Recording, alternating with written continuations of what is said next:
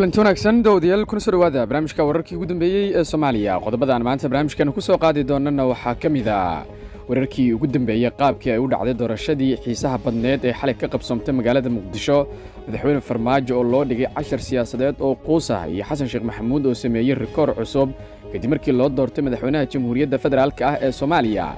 haddaba muxuu madaxweyne Farmaajo ka yiri guuldaradii weyneed ee dhabarka loo saariyay muxuu noqon doonaa qorshihiisa maxaase ka jira in uu dalka isaga tagayo dabaaldegyo waaweyn oo loogu dabaaldegayo guusha madaxweyne Xasan Sheekh oo weli ka soconaysa magaalada Muqdisho ee caasimadda Soomaaliya.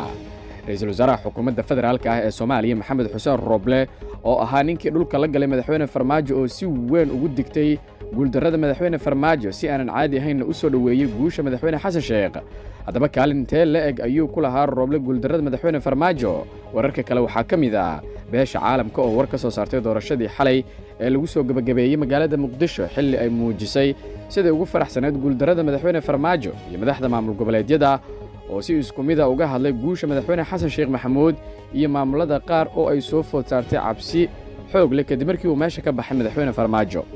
qodobadaas ayaan ku faahfaahin doonaa barnaamijka insha Allah. waana subax markaasi isniina taariikhduna ay ku beegan tahay 16 bisha shanaad ee May sanada 2022. barnaamijkan si shargareeya oo u sii gudbiya saaxiibadiina kale idinkugu jira baraha bulshada. mahadsanidin. aynu ku bilowno markaasi doorashadii xalay oo barnaamijkeenan gebi ahaanba markaasi aynu ku eegi doono waxyaabihii xalayto markaasi laga diiwaan geliyay doorashada Soomaaliya ee markaasi la soo gabagabeeyay. waxaa la soo gabagabeeyay codeynta doorashada oo markaasi xalayto guud ahaan lagu soo afjaray teendhada Afisyooni ee magaalada Muqdisho kadib markii la doortay madaxweynaha Jamhuuriyadda Federaalka ah ee Soomaaliya oo noqonaya madaxweynaha tobnaad. madaxweynihii hore ee Soomaaliya Xasan Sheekh Maxamuud ayaa noqday madaxweynihii ugu horreeyay ee mar labaad ku soo noqday xukunka dalka, wuxuuna xilka kala wareegayaa Maxamed Cabdullaahi Farmaajo oo horey xukunka ugu wareejiyay 5 sano ka hor sanadkii 2017. Xasan Sheekh ayaa wareegii labaad uga soo gudbay codad gaaraya 110 cod halka uu Maxamed Cabdullaahi Farmaajo uga soo gudbay 83 cod, waxayna labada murashax ee ku kala hareen wareegii markaasi ugu dambeeyay ee saddexaad markii la isla aaday. doorashadan oo soo bilaabatay shalay duhurkii ayaa lagu kala baxay saqdii dhexe ee xalay, waxaana soo xirmay toddobaadkan jiitankii dheeraa ee doorashada Soomaaliya. Xasan Sheekh oo horey ugu guuleystay in dawladdii uu hogaaminayay ay rasmi noqoto oo kumeel gaar ka baxdo burburkii kadib, waxa uu xalay noqday madaxweynaha tobnaad ee Soomaaliya. kooramka xildhibaanadii codeeyay xalay ayaa waxa ay ahaayeen 329 xildhibaan oo isugu jira labada aqal ee baarlamaanka Soomaaliya sida uu sheegay gudoomiyaha golaha shacabka Sheekh Aadan Madoobe. doorashadan waxaa markaasi ka qayb galay 36 murashax, waxaana wareegii koowaad ee ka soo gudbay 4 murashax oo kala ahaa Xasan Sheekh Maxamuud, Farmaajo, Siciidan iyo sidoo kale Xasan Kheyre, waxaana wareegii saddexaad u gudbay Xasan Sheekh iyo Maxamed Farmaajo. ugu dambeyntiina waxaa xilka madaxweynaha Jamhuuriyadda Federaalka ah ee Soomaaliya loo doortay madaxweyne Xasan Sheekh Maxamuud oo markaasi isagu ku guuleystay markii labaad ee xilka Soomaaliya. haddaba madaxweyne Farmaajo xalayto 10 siyaasadeed ayaa loo dhigay, waxaana la tusay in aanan markaasi la dooneynin markii madaxweyne Xasan Sheekh Maxamuud uu ku soo baxay codad aqlabiyad ah oo gaarayay 214 markaasi oo ah marka xildhibaanada 3 loo dhigo 2 meel oo ka mid ah. madaxweyne Farmaajo ayaana xalay markaasi quustay isaga oo diiday wareegii saddexaad markii Dani iyo Kheyre ay ka hareen tartanka in uu tanaasulo, isla markaana tijaabiyay awoodiisii ugu dambeysay isagoo keensaday markaasi 110 cod wareegii ugu dambeeyay, taas oo ka dhigan in 10 siyaasadeed loo dhigay madaxweynaha. haddaba waxaynu eegaynaa waxyaabihii markaasi laga bartay doorashadii markaasi xalayto. madaxweynihii dawladdii ugu horreysay ee xilligii kumeel gaarka kadib Xasan Sheekh Maxamuud ayaa mar kale loo doortay madaxweynaha Soomaaliya hogaamin doona May 2022 ilaa May 2026, wuxuuna helay 214 cod halka murashixii la tartamayay ee Farmaajo uu helay 110 cod, waxaana markaasi halowday 3 cod. Xasan Sheekh waxa uu noqonayaa madaxweynihii ugu horreeyay ee 2 jeer ee xilkaasi ka qabta Soomaaliya. haddaba waxaan markaasi eegaynaa dhowr waxyaabood oo lama filaan ah oo ku jira doorashada madaxweynaha ee lagu soo gabagabeeyay Muqdisho, waxayna ahayd doorasho saacado badan qaadatay murashaxiintii ugu badnaa ee abid isu soo taagay xilka madaxweynaha Soomaaliya ayaa tartamay, waxaana markaasi halkan ku eegeynaa dhowr waxyaabood oo la yaab leh oo ku saabsan doorashada madaxweynaha oo muddo sanadii bar markaasi ku dhowiyada soo jiitamaysay. siyaasi si lama filaan ah ee ugu haray wareegga koobaad. madaxweynihii ugu dambeeyay dowladdii ku-meel gaarka ahayd ee Soomaaliya Sheekh Shariif Sheekh Axmed waxa uu ku haray kaalinta markaasi koobaad ama wareegga koobaad 39 cod ayuu markaa ku macsalaameeyay doorashada.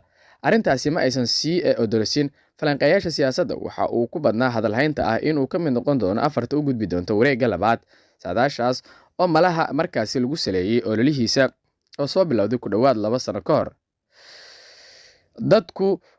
dadka u dhuun daleela arrimaha siyaasadda ayaa guuldarada Shariif u sababeynaya ololihiisa oo aysan ka dhex muuqan lafa culusta siyaasadda iyo siyaasiyiinta lagu yaqaano ololayaasha iyo kooxaysiga. waxaa sidoo kale jiray tuhun ah in uu xiriir dhow la lahaa madaxweynaha madaxweyneedka ka dhammaaday xilkana kasii degaya Farmaajo. dadka qaar waxay ku doodaan in uu Shariifku markaasi gaabsaday wixii ka dambeeyay hanjabaadihiisii ay ka mid ahaayeen thumma markaasi wallaahi nuxnux hoose oo lala xiriirinaysa nabad iyo nolol waxay u geysatay dhaawac ay leeyihiin dadka qaar. arrimaha kale waxaa ka mid ah 20 murashax oo hal cod xitaa aanan helin. murashaxiin shuruudihii tartanka buuxiyey qaarkoodna aad olole uga dhex sameeyay Muqdisho iyo baraha bulshada ayaan hal cod xitaa helin. dad badan ayaa isweydiinaya sababta ay waqtiga, lacagta iyo tamarta ugu beeleen fadeexadaas siyaasadeed. mise ujeedkuba waxa uu markii hore ahaa in magacyadooda laga dhex naadiyo madal loogu tartamayo xil madaxweyne, mise ujeedooyin siyaasadeed oo mustaqbalka ay markaasi ku raadinayaan, mise waxay wakiisheen nasiibkooda oo halkaas dhigay.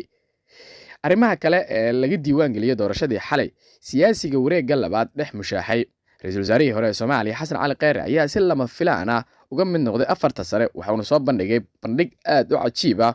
wuxuu ku soo baxay 47 cod, isagoo wareeggii labaadna taageeradiisii amaba ay gaarsiisantay 63 cod.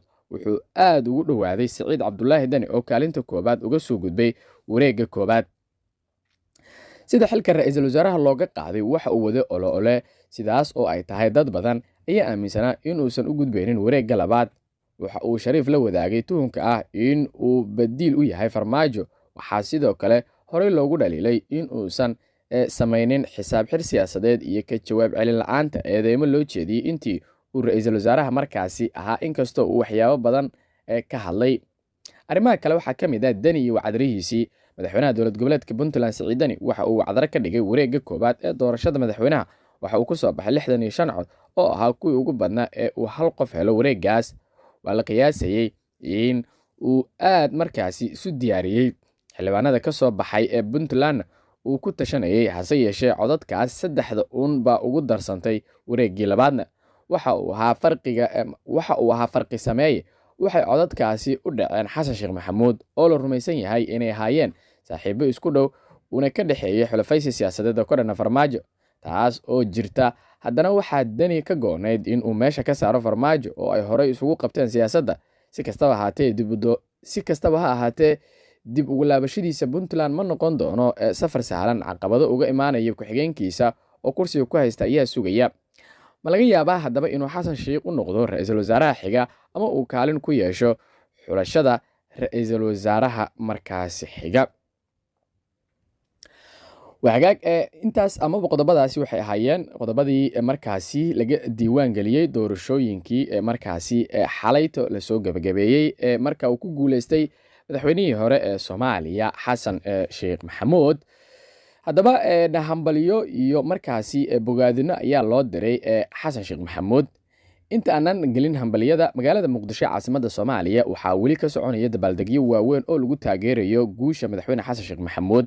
xilligan aan idinla hadlayno, dadka markaasi reer Muqdisho ayaa markaa gaafureegaya wadooyinka Muqdisho iyaga oo dabaaldegaya isla markaana muujinaya sida ay ugu faraxsan yihiin guusha markaasi uu gaaray madaxweyne Xasan Sheekh Maxamuud. xalayto markii lagu dhawaaqay in uu yahay madaxweynaha Soomaaliya ayayna bilaabatay dabaaldegyada. Xasan Sheekh Maxamuud ayaa ammaankiisa waxaa la wareegay ciidamada ATMIS ee Midowga Afrika, kuwaasi oo sugi doona hadda kadib amnigiisa. waxaana la filayaa in sida ugu dhaqsiyaha badan villa Soomaaliya uu ku gaaro si uu la wareego talada dalka. waxaa bilaaban doonta nuxnuxda iyo weliba sidoo kale sidii ra'iisul wasaaraha markaasi uu u soo magacaabi lahaa iyo in lagala shaqeeyo arrintaasi. ra'iisul wasaaraha Soomaaliya Maxamed Xuseen Roble oo ahaa ninkii markaasi laf dhuun gashay ku noqday madaxweyne Farmaajo isla markaana ka shaqeeyay guuldarrada Farmaajo ayaa ka hadlay sida uu arko in markaasi Xasan Sheikh Maxamuud loo doorto madaxweynaha Jamhuuriyadda Federaalka ah ee Soomaaliya. ra'iisul wasaare Maxamed Xuseen Roble oo u muuqday mid markaasi ku diganaya madaxweyne Farmaajo ayaa sheegay inuu aad ugu faraxsan yahay in dalkan loo doorto madaxweyne Xasan Sheikh Maxamuud. waxa uu yiri madaxweyne Xasan Sheikh waxaan eeba ugu bariyaa in uu markaasi la garab galo mas'uuliyadda qaran ee loo igmaday. waxaan rajaynayaa in madaxweynaha la doortay uu dalku ku hogaamiyo hanaan wax ka tara xaqiijinta amniga dalka, horumarinta dhaqaalaha, soo celinta kalsoonidii iyo xasilloonidii siyaasadeed ee dhaawacantay, kordhinta adeegyada bulshada, hagaajinta xiriirka dibadda ee dalka, qabyootirka dastuurka, hirgelinta doorasho qof iyo cod ah iyo arrimaha kale ee hortaminta u leh dalka iyo dadka Soomaaliyeed ayuu markaa yiri. mahadsan yihiin xildhibaanada Soomaaliyeed oo codadkooda dalka markaa uga saaray xaaladii hubanti la'aanta ahayd ayuu hadalkiisa sii raaciyay ninka la yiraahdo Maxamed Xuseen Roble. geesta kale beesha caalamka ayaa iyaduna soo dhaweysay doorashada madaxweynaha ee la soo gabagabeeyay. beesha caalamka waxay u muuqataa mid iyadu taageersan Xasan Sheikh Maxamuud isla markaana aanan horeyba u sii rabin in madaxweyne Farmaajo uu markaasi mar kale soo laabto. waxaana muuqanaysa in madaxweyne Farmaajo siyaasiyiinta intooda badan ay aad markaasi u naceen marka laga reebo dadka shacabka ah oo weli taageersan madaxweyne Farmaajo. ugu dambeyntiina maamul goboleedyada madaxdooda ayaa siyaabooyin isku mid ah markaasi ugu hambaliyay Xasan Sheikh Maxamuud guusha uu ka gaaray madaxweyne Farmaajo iyo in uu ku guuleystay xilka madaxweynaha Soomaaliya. dhammaan madaxda shanta maamul goboleed oo iyagu ku wada sugnaa halkii ay ka dhacaysa doorashada ayaa fariimo hambaliyaha u diray madaxweyne Xasan Sheikh Maxamuud. laakiin waxaa jiri doonta caqabad iyo cabsi soo food saaraysa maamulada qaar, si gaara madaxweynaha maamulka Koonfur Galbeed Soomaaliya oo isagu ahaa ninka sida dhow ula shaqeynayay madaxweyne Xasan Sheikh Maxamuud. waxayna u badnaan doontaa in dagaal markaasi lagu qaadi doono markaa isaga. laakiin lama oga tallaabada iyo siyaasadda uu markaasi la soo bixi doono madaxweyne Xasan Sheikh Maxamuud oo isagu sheegay in uusan jiri doonin wax la yiraahdo markaasi aarsi siyaasadeed iyo in uu isku dayo in uu ka aarsado dadkii ka soo horjeeday iyo sidoo kale xubnihii kale markaasi la shaqeynayay madaxweyne Farmaajo muddadii 5 sano ahayd ee uu Soomaaliya xukumayay. waa hagaag guud ahaan saaxiibayaal daawadayaal dhegeystayaal intaas ayaan kusoo gabagabeynayaa ama baan jeclahay in aan kusoo koobo warkeenii saakay oo aynu ku eegeynay doorashadii xalayto markaa ka dhacday magaalada Muqdisho ee lagu soo gabagabeeyey uu ku soo baxay Xasan Sheikh Maxamuud dalkana xaaladii adkeed looga saaray iyo waxyaabihii markaasi laga diiwaan galiyay. warkiisa xigeentan markale dib ugu wada kulmi doono xandhi kaga tegaynaa sidaas iyo nabad geli.